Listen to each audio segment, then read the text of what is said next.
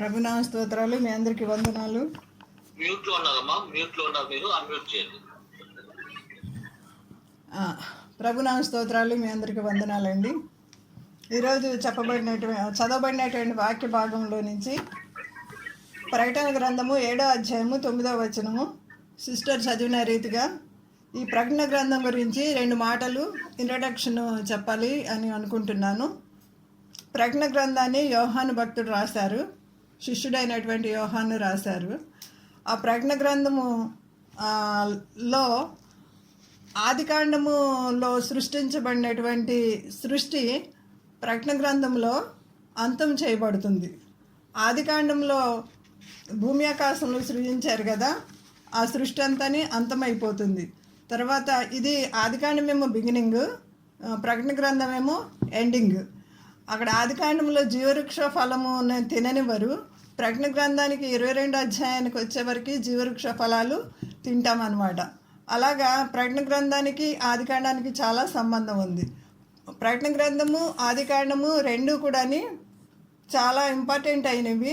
ఈ 2 మనం క్షుణ్ణంగా అర్థం చేసుకుంటే మిగతా గ్రంథాలన్నీ కూడా ఈజీగా మనం అర్థం చేసుకోవచ్చు.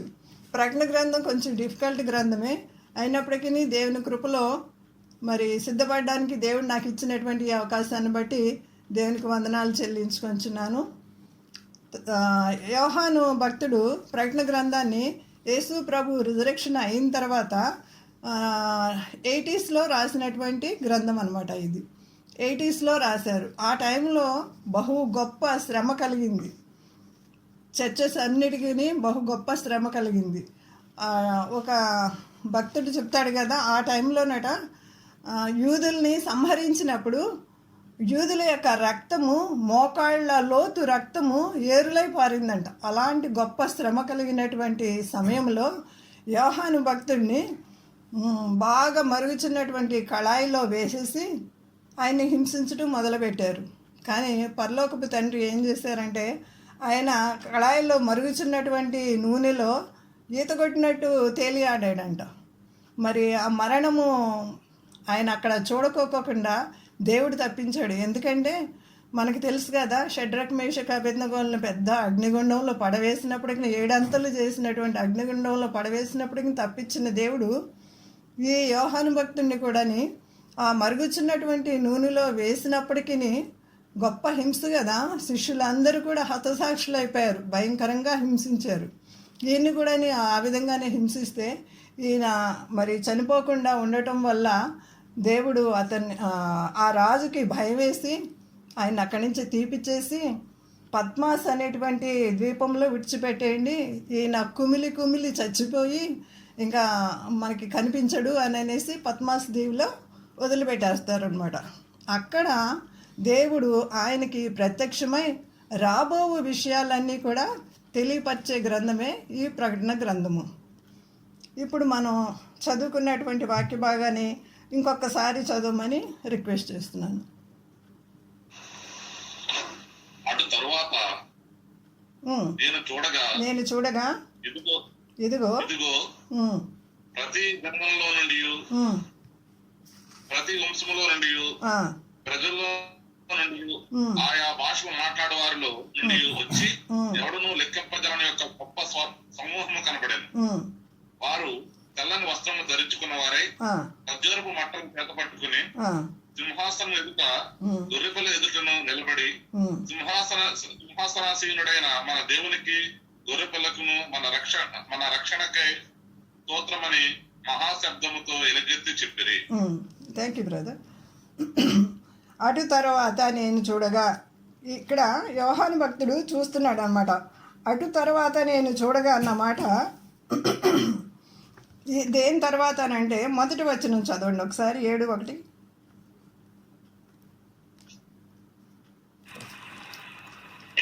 అటు తర్వాత భూమి యొక్క 4 దిక్కుల్లో 4 దేవతలు నిలిచి ఉండి, భూమి మీదనైనను సముద్రం మీదనైనను ఏ చెట్టు మీదనైనను గాలి వీచినట్టుకుండా భూమి యొక్క 4 దిక్కులను వాయువులను పట్టుకుని ఉండగా చూచితిని. మరియు సజీవుడకు దేవుని ముద్రగల వేరొక దూత సూర్యోదయం దిశ నుండి పైకి వచ్చుట చూచితిని. భూమికి నేను సముద్రములోను హాని కలుగు చేయటకై అధికారం పొందిన ఆ 4 దూతల్లో ఈ దూత మేము మా దేవుని దాసులనై వారి నొసళ్ళ యందు ముద్రించుకున్న వరకు భూమికైనను సముద్రమునకైనను చెట్లకైనను హాని చేయవద్దని బిగ్గరగా చెప్పాను. ఒక దూత వచ్చి ఇక్కడ 4 దూతలు వచ్చి గాలిని బంధించేయబోతుంటే ఇంకొక దూత వచ్చి 2వ వచనంలో ఏం చెప్తున్నాడంటే, సజీవుడగు దేవుని ముద్రగల వేరొక దూత సూర్యోదయం దిశ నుండి వచ్చుట చూచితిని. ఎవరు చూస్తున్నారు? యోహాను చూస్తున్నాడు. భూమికిని సముద్రమునకు హాని కలుగు చేయుటకై అధికారం పొందిన 4 ఏమని అంటున్నాడంటే, మేము మా దేవుని దాసులను వారి నొసళ్ళ యందు ముద్రించు వరకు భూమికైనను సముద్రముకైనా చెట్లకైనా హాని చేయవద్దని బిగ్గరగా చెప్పాను. అంటే దేవుని దాసులను ముద్రించుటకు ఒక దూత వచ్చిందనమాట. వాళ్ళు ఎవరంటే కింద మనకి 5వ వచనంలో కనపడింది, 1,44,000 మంది. వాళ్ళని యూదుల్ని దేవుడు ఏర్పరచుకున్నారు. అసలు యూదుల్ని ఏర్పరచుకోవడానికి దేవుడు ఎంత కనికరము గల దేవుడో మనకి ఇక్కడ అర్థమవుతుందన్నమాట. ఎన్నిసార్లు ఎంత హింసించారో. ప్రభుని సిలువ ఎక్కించింది వాళ్లే కదండి. సిలువేము అని కేకలు వేసింది వాళ్లే కదా. అసలు నేను నవేడేస్ నా బైబిల్ స్టడీలో నేను చదువుకుంటూ వస్తుంటే ఆది నిర్గమ లేఖనాల సంఖ్య ఈ ద్వితీయోపదేశకాండాలు నేను చదువుతూ వస్తుంటే ఇశ్రాయేల్ ఎన్నిసార్లు ఆయన మీద తిరుగుబడ్డారో, ఎన్నిసార్లు విసిగించారో. అయినప్పటికీ గ్రద్ద తన యొక్క పిల్లల్ని రెక్కల మీద ఎక్కించుకుని తీసుకుని వస్తున్నట్లు ఆయన ఎంత చక్కగా వారిని నడిపించుకుని కానాన్ దేశానికి తీసుకుని వచ్చారు. అయినా వాళ్ళు మాట వినలేదండి. మాట వినకపోయినా తన సొంత కుమారుని పంపించారు. తర్వాత దేవుడు తన సొంత కుమారుని వచ్చినా సరే ఆయన మెస్సయ్య కాదు అని ఆయనని నమ్మలేదు. అందుకే యెరూషలేమా ఎన్నోసార్లు నిన్ను నా రెక్కల కింద తీసుకుని వచ్చాను కానీ నువ్వు నా మాట వింటలేదు అని యెరూషలేము గురించి లూకాసు వార్త 19వ అధ్యాయంలో ఆయన ఏడుస్తారు. అక్కడ ఏడుస్తారనమాట. ఎంత నొల్లని ప్రజలుగా వారు ఉన్నారో అలాంటి వారి గురించి ఆయన ఎంత పట్టించుకుంటున్నారంటే ఈ యొక్క మాటల్లో మనం 7వ అధ్యాయంలో మనం చూసినట్లయితే అక్కడి నుంచి 1,44,000 మందిని ఏర్పాటు చేసుకున్నారు. నిజంగా శేషంగా వాళ్ళని ఏర్పాటు చేసుకున్నారన్నమాట. యూదుల్లో నుంచి ప్రత్యేకముగా 1,44,000 మందిని ఏర్పాటు చేసుకున్నారు. వారు 7 సంవత్సరాలు అంటే సంఘం ర్యాప్చర్ అయి వెళ్ళిపోతుంది. 7 సంవత్సరాలు శ్రమల కాలం వస్తుంది. ఆ టైంలో వీరు సువార్త ప్రకటించడానికి ఏర్పాటు చేసుకున్నటువంటి జనాంగం యూదులు అనమాట. ఎప్పుడైతే వారు సువార్త ప్రకటిస్తూ వస్తూ ఉంటారో గొప్ప భయంకరమైనటువంటి శ్రమ కలుగుతుందంట. ఆ శ్రమ కాలంలో వీరు ఓర్చుకుని వారు ప్రభు కొరకు నిలబడి సాక్షులుగా ఉండి అనేకుల్ని మార్చుతారనమాట. ఆ అనేకుల్ని మార్చిన వారే ఈ 9వ అధ్యాయము. మరలా ఒకసారి మనం చదువుతాము. 9వ వచనం, అటు తర్వాత నేను చూడగా ఇదిగో ప్రతి జనములో నుండి ప్రతి వంశంలో నుండి ప్రజల్లో నుండి ఆయా భాషలు మాట్లాడే వారిలో నుండి వచ్చి ఎవడునూ లెక్కింపజాలని ఒక గొప్ప సమూహము కనబడెను. వారు తెల్లని వస్త్రములు ధరించుకున్న వారై ఉన్నారు. 14వ వచనం కూడా ఒకసారి చదవండి. 7:14.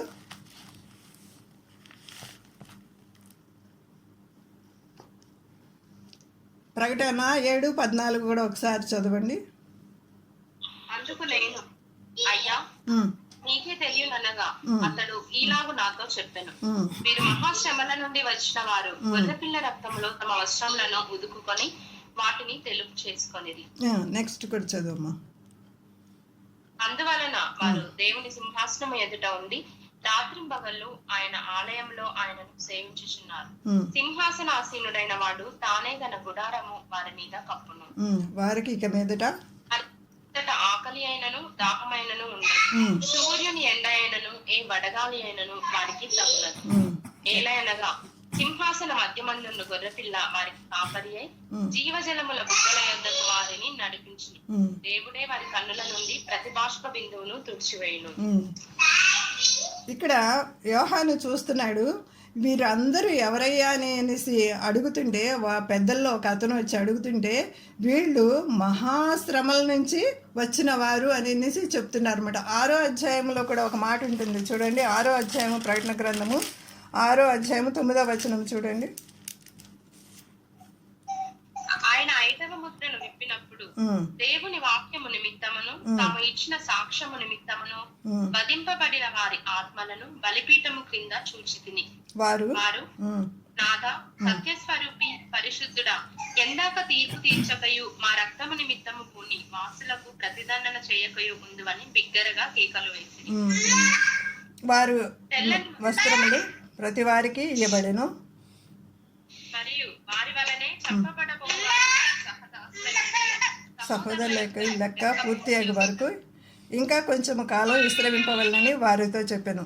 ఇక్కడ ఎవరు కనిపిస్తున్నారంటే, నాదా, సత్యస్వరూపి, పరిశుద్ధుడా, ఎందాక తీర్పు తీర్చక ఎందువు మా రక్తము నిమిత్తము భూనివాసులకు ప్రతిదండన చేయకయు ఉందువని బిగ్గరగా కేకలు వేసి చెప్తున్నారు. వీళ్ళు ఎవరంటే, తాము ఇచ్చిన సాక్ష్యము నిమిత్తము వధింపబడిన వారి ఆత్మల బలిపీఠము క్రింద చూశారనమాట యోహాను భక్తుడు. అలాంటి వారి హతసాక్షులు అయిపోయినటువంటి వారు దేవుని దగ్గర కూర్చుని దేవునికి విజ్ఞాపన చేస్తున్నారు. ఇంకా వీళ్ళకి అంతం రాదా, వీళ్ళని ఇంకా నువ్వు శిక్షించవా అని అడుగుతుంటే దేవుడు ఇంకా కొంతమందిని ఏర్పాటు చేసుకుని ఈ యొక్క యూదుల్లో నుంచి 1,44,000 మందిని ఏర్పాటు చేసుకుని సువార్త నిమిత్తము వాళ్ళు పరుగులు పెట్టి ప్రకటిస్తున్నప్పుడు గొప్ప శ్రమ కలుగుతుందన్నమాట. ఎలాంటి శ్రమ అంటే అది ఇంతకు ముందు కూడా జరగలేదు, ఇంతవరకు ఎప్పుడు జరగలేదు, ఇంకా జరగబోదు. అలాంటి హింస అనమాట. చనిపోదామనేసి వెళదామనుకున్నా సరే మనకి మరణము దొరకదనమాట. అలాంటి శ్రమ కలుగుతుంది. ఈ మాటలు మనం మత్తయి సువార్త రాజ్యం అంతం గురించి యేసు ప్రభు చెప్పినటువంటి మాటల్లో ఉంటుంది. మత్తయి సువార్త 24వ అధ్యాయము 9వ వచనం ఒకసారి చూడండి అమ్మా. అప్పుడు జనులు మిమ్మలను శ్రమల పాలు చేసెదరు, మీరు నా నామము నిమిత్తము సకల జనుల చేత ద్వేషింపబడుదురు.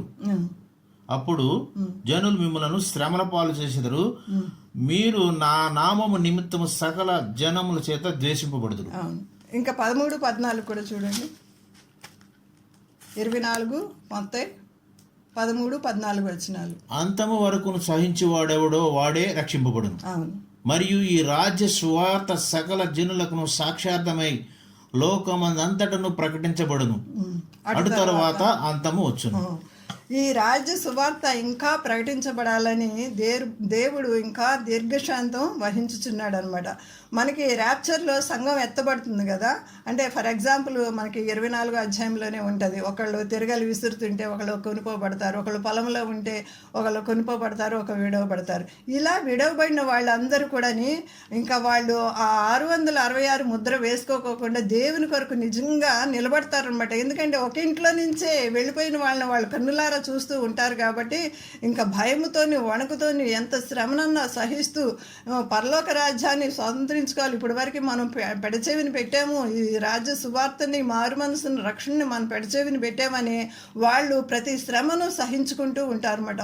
అప్పుడు యాంటీ క్రైస్ట్ వచ్చి, యాంటీ క్రైస్ట్ అన్నవాడు బహుశా దానుగోత్రంలో నుంచి రావచ్చు అనేసి కొంతమంది పెద్దల అభిప్రాయం. ఎందుకంటే ఇక్కడ మనకి 7వ అధ్యాయము మన పాఠ్యభాగంలో 7వ అధ్యాయంలో ఈ 1,44,000 మందిలో యూదా గోత్రాల నుంచి 12 గోత్రాల నుంచి ఉన్నటువంటి వారి పేర్లు చూస్తాము. ఇక్కడ దాను గోత్రం మనకి కనిపించదు అనమాట.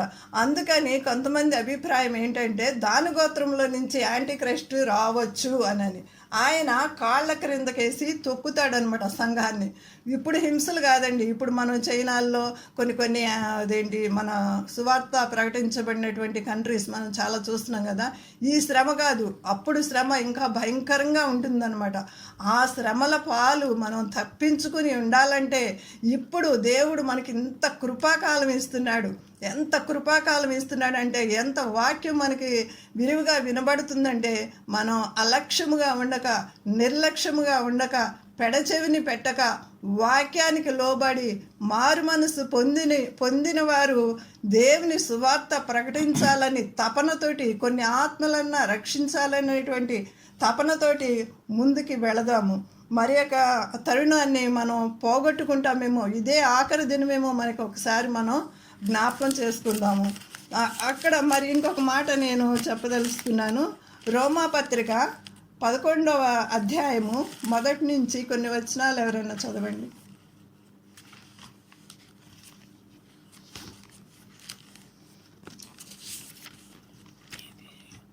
రోమాపత్రిక 11వ అధ్యాయము మొదటి నుంచి కొన్ని వచనాలు. అలాగైన ఎడల నేను అడుగునదేమనగా, దేవుడు తన ప్రజలను విసర్జించెనా? అట్లనరాదు. నేను కూడా ఇశ్రాయేలీయుడను, అబ్రహాము సంతానమందలి బెన్యామీను గోత్రం నందు పుట్టిన వాడను. తాను మొత్తెరిగిన తన ప్రజలను దేవుడు విసర్జింపలేదు. ఏలియాను గూర్చిన భాగములో లేఖనము చెప్పున్నది మీరెరుగరా? ప్రభువా, వారిని ప్రవక్తలను చంపిరి, ఈ బలిపీఠములను పడగొట్టిరి, నేనొక్కడనే మిగిలి ఉన్నాను, నా ప్రాణము తీయజూచుచున్నారు అని. చాలు, తర్వాత మరలా చదవచ్చు. ఇక్కడ వాక్యం ఏమి సెలవిస్తుందంటే, అలాగైనా ఎడల నేను అడిగినదేమనగా, దేవుడు తన ప్రజలను విసర్జించినా అట్లనరాదు. నేను కూడా ఇశ్రాయేలుని, అబ్రహాము సంతానమందు బెన్యామీను గోత్రమందు పుట్టిన వాడిని. తాను ముందెరిగిన తన ప్రజలను దేవుడు విసర్జింపలేదు. ఆ యొక్క ఇశ్రాయేలు ప్రజలు అంటే చాలామందిని మన యొక్క వాక్యం ప్రకటించే వాళ్ళని కూడా చంపేసిన వాళ్ళు ఉంటారు. అంతవరకు ఎందుకు, పౌలు భక్తుడే ఉన్నాడు కదా హింసించడానికి. మన అపోస్తుల కార్యం 9వ అధ్యాయంలో మనం చూస్తాం కదా, వాళ్ళని హింసించడానికి ఆర్డర్స్ పట్టుకుని, లిఖితపూర్వకమైనటువంటి ఆర్డర్స్ పట్టుకుని వెళ్తూ ఉంటాడు కదా. చాలా హింస జరిగిందనమాట. యూదులైన వారే దేవుని ప్రజల్ని ఎంతో హింసించారు. అలాంటి వారి మీద నీకు ఇంత ప్రేమ అనేసి ఒక భక్తుడు అడుగుతుంటే దేవుడు చెప్తున్నాడు అనమాట. కొంత మటుకి మాత్రమే వాళ్ళకి కఠినమైన మనసు వచ్చింది, కానీ నేను వాళ్ళ కోసం నేను వచ్చాను కాబట్టి నేను వాళ్ళని విడిచిపెట్టను అని చెప్తున్నాడు అనమాట. బయలకు మోకాళ్ళలోని 7,000 మంది పురుషులను నేను శేషముగా ఉంచుకొని ఉన్నానని ఏలియాతో దేవుడు చెప్తున్నాడు అనమాట. ఏలియా అంటున్నాడు, నీకోసం నేను రోషం కలిగి నేను ఒక్కడనే మిగిలి ఉన్నాను అని అంటే, ఇంకా సీక్రెట్గా ఉన్నవాళ్ళు 7,000 మందిని నేను ఉంచుకొని ఉన్నాను అని అంటున్నాడు అనమాట. యూదుల్లో కొంతమందిని కూడా అలాగే 1,44,000 మందిని ఆయన ముద్రించి ఉంచుకున్నాడు, ఈ రాజ్య సువార్త చెప్పడం కోసం అనేసి. ఈ రాజ్య సువార్త వాడు చెప్పితే ప్రపంచమంతా అంగీకరిస్తారని దేవునికి తెలుసు అనమాట. ప్రత్యేకమైన వారు, దేవునికి ఇష్టమైన వారు అనమాట. అందుకని రోమాపత్రిక 11:25 కూడా ఒక మాట ఉంటుంది, చదవండి అమ్మా. అది 11:25 రోమాపత్రిక. సహోదరులారా, మీ దృష్టికి మీరే బుద్ధిమంతులమని అనుకోకుండానట్లు ఈ మర్మము మీకు తెలుసుకొని కోరుచున్నాను. అదేమనగా, అన్యజనులకు ప్రవేశ సంపూర్ణము మగు వరకు ఇశ్రాయేలు కఠిన మనసు కొంత మటుకును కలిగను. చాలు, ఇశ్రాయేలుకి కొంత మటుకి కఠినమైన మనసు కలిగిందనమాట. విమోచకుడు సియోనులో నుండి వచ్చి యాకోబులో నుండి భక్తిహీనతను తొలగించును. తర్వాత వారి పాపములను పరిహరించినప్పుడు నా వలన వారికి కలుగు నిబంధన ఇది. దేవుడు ఇక్కడ ఏమని మాట్లాడుతున్నాడంటే, భక్తిహీనతని దేవుడు తొలగిస్తాడంట. వీళ్ళందరినీ కూడా ఇక్కడ మనం జనసమూహములు లెక్కింపజాలని జనసమూహములు ఉన్నారు కదా, వాళ్ళందరూ రక్షించబడిన వారు అనమాట. విమోచకుడు సియోనులో నుండి వచ్చి యాకోబులో నుండి భక్తిహీనతను తొలగించును. యాకోబు అంటే ఇశ్రాయేల్ కదా, ఇశ్రాయేల్ అంటే యూదా జనమును. వీళ్ళందరూ కూడా ఇంకా ప్రపంచమంతటా వాళ్ళు స్ప్రెడ్ అయిపోయి సువార్త ప్రకటిస్తారనమాట. వీళ్ళకి తోడు ఇంకొక మాట ఉంటుంది. ప్రకటన గ్రంథము 11వ అధ్యాయంలో 2 సాక్షులను కూడా ఆయన ఏర్పాటు చేసుకున్నాడు. ఆ 2 సాక్షులకి ఎన్ని పవర్స్ ఉంటాయంటే, వాళ్ళని ఎవరు కూడా బంధించలేరు అనమాట. వాళ్ళకి ఎవరు హాని చేయలేరు. అంత గొప్ప హింస జరుగుతున్న సమయంలో, కాళ్ళ క్రిందకేసి యాంటీ క్రైస్ట్ తొక్కుతున్న సమయంలో కానీ వీళ్ళు మాత్రం దేవుడు ఇద్దరిని ఏర్పాటు చేసుకున్నాడు. వాళ్ళు బహుశా ఏలియాని మోషే అయ్యుండొచ్చని పెద్దల అభిప్రాయం అన్నమాట. వారికి దేవుడు వాళ్ళు మాట్లాడితే అగ్ని ఆకాశం నుండి వచ్చేస్తుందంట. మరి కొన్ని సమయాలు వారు నీళ్ళని రక్తముగా మార్చేయమనంటే నీళ్లు రక్తముగా అయిపోతాయంట. వీళ్ళకి హాని దేవుడే వీళ్ళకి తోడుగా ఉండి వీళ్ళని ఎవరిని హాని చేయనివ్వరు అనమాట. అలాంటి వాళ్ళు ఈ 3.5 సంవత్సరాల్లో 7 ఏళ్ల శ్రమల కాలంలో 3.5 సంవత్సరాల్లో వీళ్ళొచ్చి ఇంకా రాజ్య సువార్త వీళ్ళకి తోడుగా ఉండి 1,44,000 మందికి యూదులైన వారికి తోడుగా ఉండి వీళ్ళు కూడా ప్రభువు కొరకు కొన్ని ఆత్మలను సంపాదిస్తారు.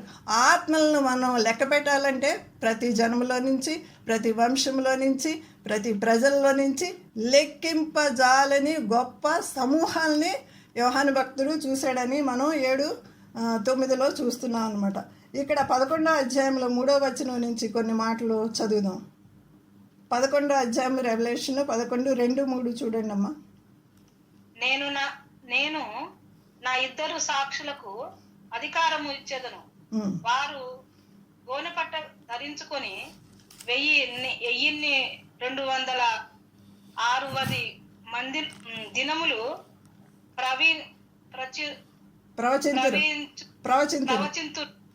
ప్రవచింతురు. వీరు భూలోకమునకు ప్రభువైన వాని ఎదుట నిలుచున్న 2 ఒలీవ చెట్లను దీపస్తంభములై ఉన్నారు. ఎవడైనాను వానికి హాని చేయను ఉద్దేశించిన వారి నోటి నుంచి అగ్ని బయలువెడలి వారి శత్రువులను దహించివేయను గనుక ఎవడైనాను వానికి హాని చేయను ఉద్దేశించిన అలాగన వాడు చంపబడవలెను. తాము ప్రవచింపు దినముల్లో వర్షము కురవకుండా ఆకాశము మూయబడి వరకు వారికి అధికారము కలదు. మరియు వారికి ఇష్టమైనప్పుడల్లా నీళ్ళని రక్తంగా చేయుటకు నానా విధముల తెగుళ్లతో భూమిని బాధించుటకు వారికి అధికారం కలదు. ఇక్కడ మనం చూసినట్లయితే మోషే కూడా అక్కడ 10 తెగుళ్ళు వచ్చినప్పుడు ఏవైతే జరిగినాయో అవి కూడా జరగవచ్చు అనేసి చెప్తున్నారు అనమాట. తర్వాత ఏలియా ఆకాశం నుంచి అగ్నిని కురిపించాడు కదా, మాట సెలవిస్తే అగ్ని ఆకాశం నుంచి వచ్చింది కదా. కాబట్టి ఏలియా మోషేలు రావచ్చు ఆ టైంలో, ఇంకా మరలా వీరికి సువార్త ప్రకటించడానికి రావచ్చు అనేసి అభిప్రాయం అనమాట. వాళ్ళు వస్తారు. తర్వాత 7వ వచనం, వారు సాక్ష్యం చెప్పుట ముగింపగానే అగాధములో నుండి వచ్చి క్రూర మృగం వారితో యుద్ధం చేసి జయించి వారిని చంపుతారు. ఎందుకంటేనండి ఏలియా మరణాన్ని చూడకుండా వెళ్ళిపోయాడు కాబట్టి, మరి పుట్టినవాడు ప్రతి ఒక్కడు చనిపోవాలని వాక్యంలో ఉంది కాబట్టి అందుకని బహుశా ఏలియా వస్తాడేమో అనేసి దేవుని పండితుల యొక్క అభిప్రాయం అనమాట. వారి శవములు మహాపట్టణము సంత వీధిలో పడి ఉంటాయి. వానికి ఉపమాన రూపముగా సొదొమ అనియు ఐగుప్తు అనియు పేరు. అచ్చట వారి ప్రభువు కూడా సిలువ వేయబడెను. మరియు ప్రజలకును వంశములకును ఆయా భాషలు మాట్లాడు వారికిని జనములకును సంబంధించిన వారు 3.5 దినములు వారి శవములను చూచుచు వారి శవములను సమాధిలో పెట్టనియరు. చూసారా? ఎందుకంటే వీళ్ళు చేసినటువంటి ఆ రక్తాన్ని, వాటర్ని రక్తంగా మార్చేయటం కానీ, పైనుంచి అగ్ని కురిపించడం కానీ ఇవన్నీ చూసినప్పుడు కొంతమంది అబ్బా భలే చనిపోయారులే అనేసి కొంతమంది సంతోషిస్తారంట. ఎందుకంటే ఈ పవర్స్ ఉంటాయి కదా, యాంటీక్రైస్ట్ ఉంటాడు కదా, వీళ్ళు యాంటీక్రైస్ట్కి సంబంధించిన వాళ్ళు కొంతమంది ఉంటారు కదా, వాళ్ళకి చాలా సంతోషం అయిపోయి కట్నాలు కూడా పంపించుకుంటారంట వీళ్ళిద్దరు చనిపోయినందుకు. తర్వాత ఏం జరుగుతుందంటే ఇంకా కింద విషయాలు మనం చూసినట్లయితే ఏముంటుందంటే వారు 3.5 దినములు అలా పడుంటారు. కానీ పైనుంచి దేవుని ఆత్మ వచ్చి వారిని లేపుతుంది. వారు సజీవులుగా మళ్ళీ లేచి నిలిచి ఆకాశమునకు కొనిపోబడుట లైవ్లో ఇప్పుడు మనం చూస్తున్నట్లు ప్రపంచం అంతా చూస్తుందండి.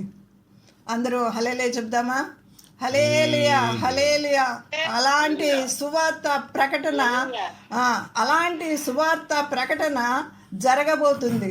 అంతం వస్తుంది. 7 ఏళ్ల శ్రమల కాలంలో తన బిడ్డల్ని ఆయన రక్షించుకుంటాడు. ఇప్పుడు కనుక మనము ఈ యొక్క సువార్తని నిర్లక్ష్యము చేసినట్లయితే మనకి నరకము తప్పదు. నరకము అన్నది నిజము. కాబట్టి ఇప్పుడు రక్షించబడిన మనము ప్రభు సువార్తలో ముందుకు వెళదాము.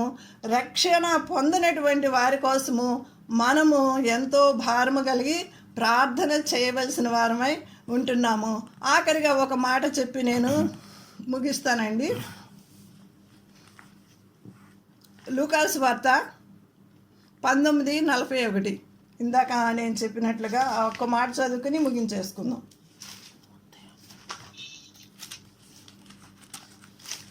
లూకాసు వార్త ఆయన పట్టణమునకు సమీపించినప్పుడు దానిని చూసి దాని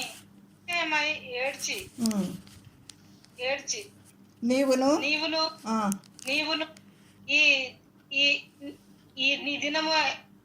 నీ దినమందైనను సమాధాన సంబంధమైన సంగతులను తెలుసుకొనిన ఎడల నీకెంతో మేలు, కానీ ఇప్పుడు అవి నీ కనులకు మరుగు చేయబడి ఉన్నవి.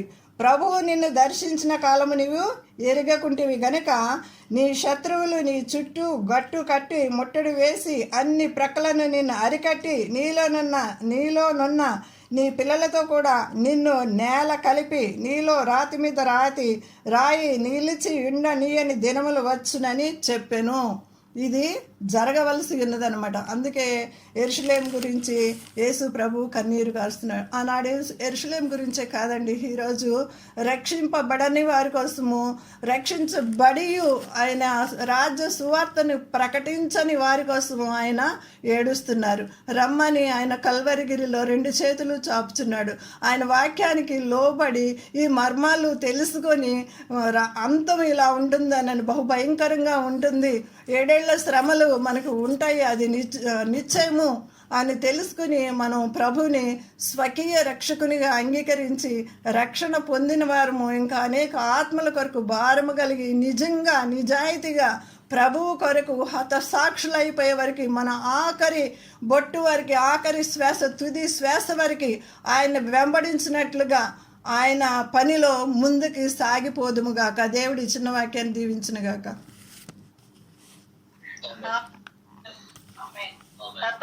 పరలోకం ఇప్పుడే శ్రమలు, పరలోకం ఇప్పుడే అన్ని చూపించారండి. ప్రకటన గ్రంథము దాని నిమిత్తంగా చాలా చాలా చాలా లోతుగా చెప్పారండి. వస్తుంది, మీరు చెప్పుతుంటేనే మనకు వస్తుంది. మరి పరలోకం పోతామా, నరకం పోతామా, అసలు విశ్వాసం కాపాడుకుంటామా, నిలకడ వరకు ఉంటామా, పరలోకం నరకం 2 పోయి వచ్చినామండి. అంత లోతు. ఇంకా చాలా విషయాలు నేను ప్రిపేర్ అయ్యాను. నేను అసలు ఈ వాక్యం చెప్పేటప్పుడు అంటే ప్రిపేర్ అయ్యేటప్పుడు ఏంటి జనంలో నుంచి ప్రజల నుంచి కొంతమందిని ఏర్పాటు చేసుకున్నాను, దీని గురించి ఏం చెప్పాలని ప్రార్థన చేసినప్పుడు అంటే జుంటతేనే దారుల కన్నా మధురంగా ఉంటాయి కదా. ఇంకా చూసిన కొద్ది ధ్యానించిన కొద్ది దేవుడు 1 అవర్ ప్రసంగాన్ని నాకు ఇచ్చాడు. కానీ దీన్ని కుదించాలి, నేను సమయాన్ని మాటికి చూసుకుంటూ ఉన్నాను. కుదించాలి కాబట్టి నేను క్లుప్తంగానే చెప్పాను. ఇంకా అనేక విషయాలు ఉన్నాయి, దేవుని చిత్తం అయితే ఇంకొకసారి షేర్ చేసుకుంటాను. వణుకు వస్తుంది చదువుదామంటే, అలాంటి వచనాలు చెప్తున్నారు మీరు. దేవుని స్తోత్రం.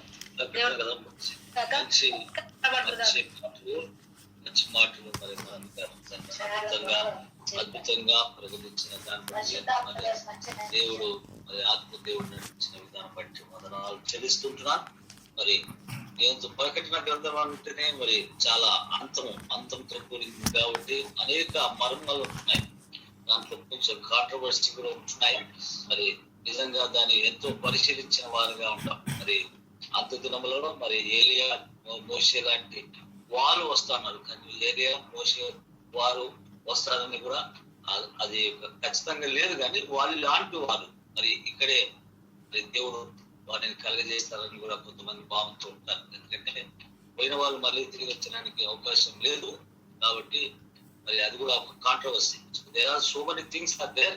కానీ ఏదేమైనప్పటికీ మనం ఆత్మ దేవుణ్ణి అంటే సర్వోన్నత శక్తివంతుల దేవుణ్ణి నిజంగా నమ్మిన వారిగా విశ్వాసాన్ని కాపాడుకుంటూ అంతవరకు సహించుతూ మరి అనేక మరి శ్రమలు కలిగితూ మరి అనేక మరి విధాలుగా మరి అంతం ఉంటుంది కాబట్టి మనం చూస్తామో చూడమో మనకు తెలియదు. కానీ మరి మన పిల్లల భవిష్యత్తు మరి ఏ విధంగా ఉంటుందో తెలియదు. మరి